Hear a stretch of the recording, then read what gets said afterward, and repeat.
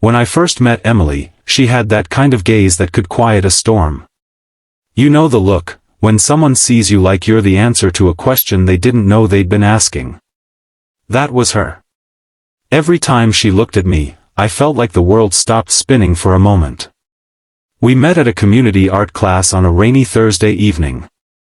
I was there because my therapist told me to find something that makes you present. She was there because, as she put it, paint doesn't judge you. We bonded over smudged colors and shared silence, and by the end of that first night, I was already rearranging the furniture in my heart to make room for her. Over the next few months, Emily became my light. We'd meet at the same little cafe by the river, talk about dreams, fears, and how both of us were just trying to find our place in a world that often felt too fast, too loud. She told me about her mother, who'd passed away when she was 16, and how art was her way of keeping her mom's memory alive. And me? I told her things I hadn't told anyone. She listened like my words mattered. Like I mattered. I'd never felt so seen. One night, as we were cleaning up after class, she smiled and said softly, "You know, when I look at you, it feels like the world makes sense again." That line, those words, became my heartbeat. But then, everything shifted. It started small. Missed calls. Unread messages. The art class she suddenly couldn't make.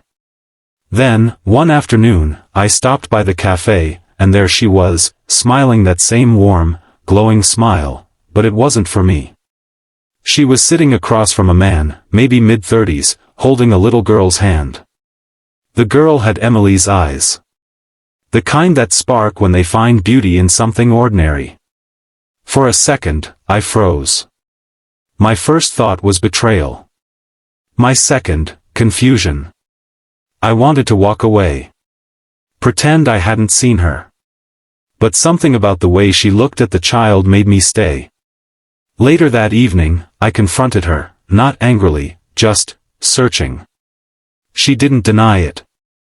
She took a deep breath and told me the truth. The man was her late sister's husband. The little girl, Lily, was her niece. After her sister passed away, Emily stepped in to help raise her. She'd been juggling two worlds, caring for a grieving child while trying to heal her own heart. "I didn't tell you," she said quietly, "because I didn't want you to see my life as something broken. I wanted you to see me as someone still standing." And in that moment, everything I thought I knew about her, about us, shifted. She wasn't hiding a love affair. She was carrying a universe of responsibility, grief, and love all on her own. That night, as she walked away holding Lily's hand, I realized something I hadn't before. Sometimes, when someone looks at you like you're their world, it's not because you complete them, it's because you remind them they're not alone in their own universe. We stayed friends after that. Real friends. I helped her with Lily's art projects. She helped me see the beauty in letting go of expectations. Months later, at Lily's school art show, the little girl proudly pointed to a painting she'd made, 3 figures holding hands beneath a night sky. "That's Aunt Emily," she said. "That's me. And that's Uncle Noah." I smiled. I wasn't her world anymore. But somehow, I was part of her universe, and that was more than enough.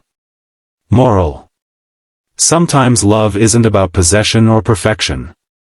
It's about presence, being there for someone, even when the story doesn't unfold the way you imagined.